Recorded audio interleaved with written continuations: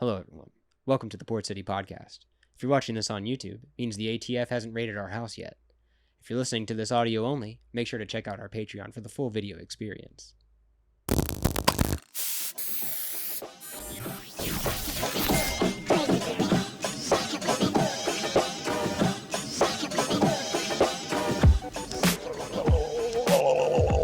Guys, he's been like this for the last probably 10 minutes. I think he's been possessed by a demon. So I'm going to do my best here to interpret this. He says either welcome to today's episode of the Port City Podcast. We're talking about airsoft grenades, or he really wants a root beer float, and I'm just a little lost in the middle there. Oh, hey, dude. Oh, hey. So today we're talking about airsoft grenades, and we're going to take a quick minute just to talk about the different types of airsoft grenades first, and then get into more detail.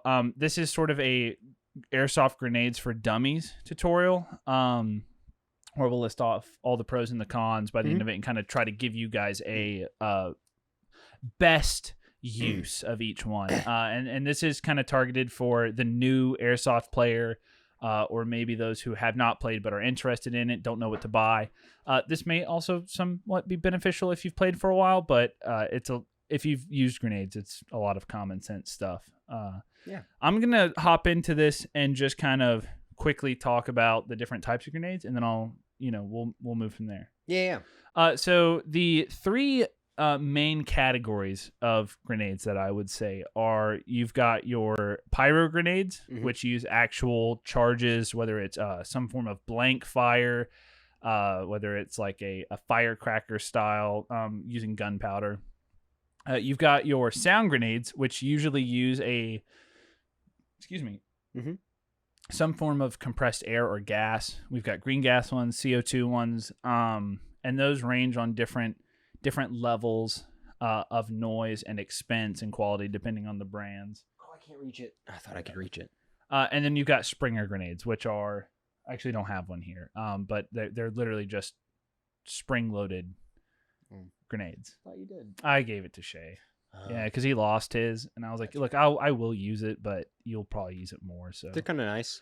So yeah, those are the three main types of grenades. Now you can make the argument that, not all pyros are the same, not all sound grenades. Yeah, there are some variations, but that is what the three main bulk categories would be.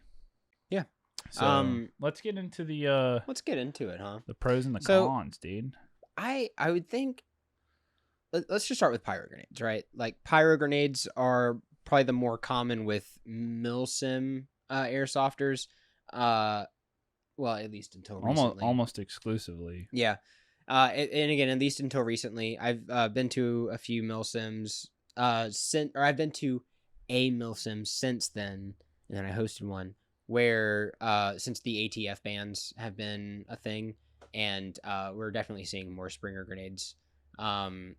But yeah, and then also the sound grenades as well. But pyro grenades are definitely the more preferred ones. I'll just spoil it. It's kind of my more preferred. I think they're super cool because they're just super loud. And like, they look sick, right? It looks like a hand grenade, and then you pull the thing and it starts smoking a little bit, and you can just. Yeah. Usually there's not anything behind you to knock over, but yeah, except for like maybe your teammate. Yeah, but I mean, if you're elbowing, like if you're really wrenching it back that hard, they're loud. They're definitely loud. I think some of the drawbacks is they're not reusable. They're one-time use. They're obviously going to be more expensive because of that. It's going to cost a lot more to constantly be buying them. I gotta figure out why when I have this turned off it still vibrates. Yeah, the ATF restrictions, and then we have a whole video actually talking about the ATF I was going to say if we wanted to reference that. So it's up here somewhere. TLDR, is that the Reddit thing? Yeah. ATF banned a lot of the pyrotechnic grenades, like a lot of the ones that use either a chemical or a powder charge to, make a burst, like a small explosion. There is a video on it that we did that talks more about that. Some of that's being lifted, or not lifted necessarily, but there are new like, exemptions yeah, coming because into play. the government just wants to make money, and so if you offer them enough money to, this is not to say that you can't get your hands on pyros, but like, it's harder now. Yeah, I think they just changed the name. Yeah, Enola Gay is the company that makes the EG67, and that is one of the ones that got banned. And it is coming back with a new name and new exemptions. Yeah. So it will be back on the market. So stand by for that. So pyros are it looked like for a little bit that they weren't going to be a thing for much longer, but I think that we will be fine as long as companies like Enola Gay exist. Yeah. That's kind of the rundown on pyro grenades. They're very loud, so very obvious, right? Yeah. People are going to call that hit. It's going to be more apparent to them that a grenade has gone off. Yeah. They're just a little more expensive and a little harder to get right now. So take that into consideration. I think the next step away from that would be sound grenades. And that is, they still make a loud noise. I have, this company does not exist anymore, but I have the Airsoft Innovations Burst XL. I've got 3 of these bad boys, and they are relics. They're very, very good when they work. They're very finicky. I've tried to use them before to no avail. Yeah. A lot of sound grenades are cheap to refill. Yeah. And there's not really restrictions on them. There's not government restrictions on them, and but there are some downsides for sure. I once all the stuff with the ATF came out about the EG67s and stuff, I personally went and got 2 of the Novrich sound grenades, the reusable ones, and they work pretty good. The only thing that I have a hard time with is when I throw them, they are black, so I lose them in the mud and the like grassy areas. They're just very dark. They blend in really easily. So considering like repainting them orange, maybe. Yeah, I would highly recommend having bright colors on your throwables because you will not find them in certain areas. Yeah, that the blue on those things is really nice for that. They have other stickers too. I didn't use them, but they had an orange and they also had a brown if you wanted. But I don't know why you would want brown. The drawback I think for a lot of the sound grenades is that with the exception of the Thunder Bee, right? Because the Thunder Bee is not an impact grenade, but a lot of the sound grenades are impact sensitive. So when they impact, that's what sets off the pin that releases the compressed air or gas into an area where it can basically explode some form of cardboard, paper, cellophane, plastic, depending on the model, cap that makes the loud pop and potentially release some BBs. Yeah, and so the drawback is sometimes it doesn't go off. If you're playing outside and you don't give it a good throw, the grass, the mud may be enough to absorb the shock. You can't bounce them off of walls because they'll blow up on the wall.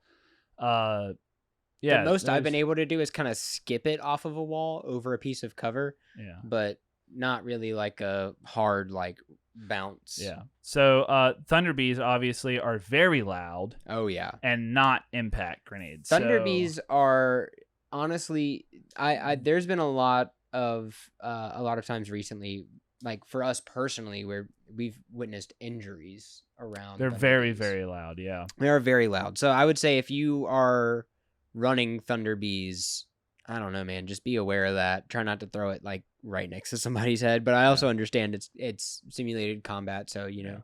In a lot of ways, the pyros are a little bit safer because if I hit you with a pyro, it doesn't immediately. It's not gonna be a giant hunk of metal. Right. If it explodes in your hand, it'll burn through your glove. I've never seen anyone lose fingers. I've never seen anyone get injured like that. Yeah. Even from them blowing up in their hands, but it doesn't feel good. No. Yeah. Something definitely just exploded in your hand. Yeah. And then finally, we have the Springer grenades, which is the cheapest of all the options. They are literally they use them in Nerf. Yeah. They put the Nerf rival balls in them, and it's basically like 3 flaps that fold down. You pack BBs or the Nerf rival balls in there. You close it up, and then it is impact sensitive, but it basically pops open and ejects BBs Do they or have whatever a out. smaller Nerf rival ball than what I? No, you just put like 3 in each compartment. Oh, okay. And pack it in really tight. Gotcha. Oh yeah, they are foam, so you can just like squish them. They're very cheap. Mm-hmm. You can refill them on the field with nothing but a couple of BBs from a speed loader. I did that. You remember when I was just farming grenades? I brought a Springer with me to Thunderdome after the ATF ban, and it came in real handy. I was glad to have it. I lost it. That's I guess one of the downsides is, if you're playing with some airsofters that either are using the same type of Springer as you or may not be necessarily honest airsofters, that thing's getting grabbed up. But that's the same with sound grenades too. But they are cheap. They are cheap. I think I bought mine for like $14. Yeah, and but they're not loud. They don't make any noise. And then then you have an issue of if I throw it behind someone and they don't see it, they're not going to call it. Additionally, if the field has a rule that you have to get, sometimes they'll say, hey, sound grenades, you're just dead within 10, 15 feet, whatever. Some fields will be like, hey, if it ejects BBs, if it has a burst, you have to get hit by a BB, which in my opinion, that's a dumb rule because you're not gonna. How do I? If you think about like get range out of that, if you think about a real grenade, right? Like I can see that being the case in the terms of like sometimes with a grenade you don't die from the explosion, you die from the shrapnel. Yeah. But if you are close enough to that grenade, like I would say within 5 feet, the explosion's probably gonna mess you up at least. Yeah. Yeah. I would say. I mean, people die from like. I would say they're very, very dependent on the rules of the field. Yeah. Right. Because even the time when we were playing, the rule at our field is if it goes off, no matter what type of grenade it is. Now, it can't just be a piece of plastic. It does have to, in some way, shape, or form, activate. It has to be a grenade. It can't just be, and it can't even be a plastic grenade. You can't just throw a prop grenade. Yeah. It has to activate. It's not even the thing. Like we even play by sometimes the rule of like, pick up a stick, look at the ref, be like, hey, I'm out of ammo. Is this a melee weapon? And the ref being like, sure, if you want to try to run at somebody with that. But at no point have we experienced, hey, ref, is this a grenade? And it's just like a pine cone. No, that's not how it works. No, buddy. Now, I have had people throw a pine cone at me and yell grenade to get me to like, ooh. Yeah, distraction. And sometimes that works. I try to be very like, if I see that and I hear grenade, I'm like, that may not be. Yeah, that may not be real. I don't know. So what should you as an airsofter, decide? What grenade should you go with? And we have some questions and a thought process to determine that. What is the best option for you as an individual? The first thing I would do is check your field rules. You don't want to purchase something and get to your field and you not be able to use it, right? Like some of these grenades, especially the sound grenades, the novice grenades, I think are like $60. Something like that. Something like that. Like that's a decent chunk of change. I bought 2 of them. It was $120. So if I had bought those and I wasn't allowed to use them in my field, I would have just spent $120 on something that I can't use. Like that would have been rough. So, and then I would have still had to go back and buy the thing that I can use. Yeah. So check your field rules. If you're going to an event, do the same thing for that event. If it's like, Milsim West or whatever, I think Pyros and everything are fine. So, but always check, make sure that the rules haven't been updated. And I mean, that's most where of the time you can just call the field. If you That's don't want to drive out there, you can call whenever they're open. If they have a website with their rules posted on them. I think you need to take into consideration with that, how much money do you want to spend? Maybe you can't afford to buy Pyros every single weekend, right? You can't afford to just buy crates of them to use. Some people can, man. But maybe you can afford to buy 1 or 2 crates per year. So you buy that, save that for the big events, the big milsims, where you really want those grenades to count. You really want people to know that they've been hit. Mhm. But then for your weekend gameplay, you just take out, maybe some sound grenades, maybe some springers. And I would assess what other players are using. Yeah. And what you're seeing other players call. So if you're noticing, man, every time a springer grenade goes off, Nobody calls it. People don't call it. Or maybe you're noticing everyone does call it. People are aware of the surroundings. Mm-hmm. That's going to be kind of dependent on the types of players at your field, what your community is like, what they perceive as fair, what the rules say is fair. I've had times where people did not call the springer because they didn't see it or they didn't hear it, or they didn't feel one of the BBs. Yeah, because the BBs are flying out of there, but they're not flying out of the grenade as fast as they are out of your blaster. Yeah. So, and you need to think about what purchase is going to help you have the most fun and give you the best result when using it. If you're not having fun, and there's a lot that goes into that. One being the rules. I think one being the terrain. Yeah. Right. If it's an indoor field, they may not allow pyro. Right. They may not allow you to use something like that because of the smoke and whatnot. If it's outdoor and it's lots of grass or mud, you may not want to impact sound grenade, you know? And then just paying attention to like, what are players using? Mm-hmm. What are they calling? What is going to get their attention? And kind of make a decision. And I don't think it's a one size fits all answer. Yeah. I've used all of them. Mm-hmm. You've used all of them. We have used all these different types of grenades, and we do have our own personal opinions on that. But using this process, right, these questions that we're asking has led us to actually two different sort of conclusions on what the best grenade is. What do you like? I'm more a fan of sound grenades. Okay. I like them a lot. If I could afford it, I would run Thunder Bees. You have to. It's a full CO2 capsule every time. Every time, yeah. Dude. If I could afford it, which in my mind, it's like I may use 2 or 3 each Saturday, and we only go once a month right now, so it's not the worst. Yeah. But it's just that combined with getting the cap refills, the whole body is the plastic. Yeah. I would do it if I could afford it. I think underhanding those, they roll well most of the time. You can get some range out of them. You can bounce them off walls. Yeah. They're very loud, very obvious. But I use the impact grenades because they're cheap, and they are loud enough that people hear them. Oh yeah, they are serviceable. It's, if not comparable to an EG67, it's right below. Yeah. And for me, it's the money. That's the constraint for me. Because if they don't feel the BB, if they don't see the grenade, they're not going to call it most of the time. So yeah, I think for the same reason that you like the Thunder Bees, I like the Pyro grenades. I like the EG67s. Yeah. I think that they're super loud, so they're going to get the attention. I think that the explosive charge sends the BBs out a little bit faster because it's got little like dried peas in there. Mm-hmm. It sends those out a little bit faster so people feel it more often. And then also it being a timed, I think it's like a 3 to 5 second. Somewhere around that. I can pull that thing, get set up, bounce it off of a door, bounce it off a wall or something, and it'll hit. I can roll it. It's a ball. They roll very well. They roll very well. I think the only real downside that I've seen with the Pyro grenades, other than the stuff that we've already covered, is I have heard that you can stomp. Like if one lands at your feet and it's still got a second to cook, you can stomp that charge out. Yeah, before. I've seen it happen. I've watched it happen. Yeah. So something to keep in mind. Maybe you cook it a little bit before you throw it, so it goes off right above their head. Who knows? I don't know if you're that good. At your own risk. Yeah. Don't blow it up in your hand.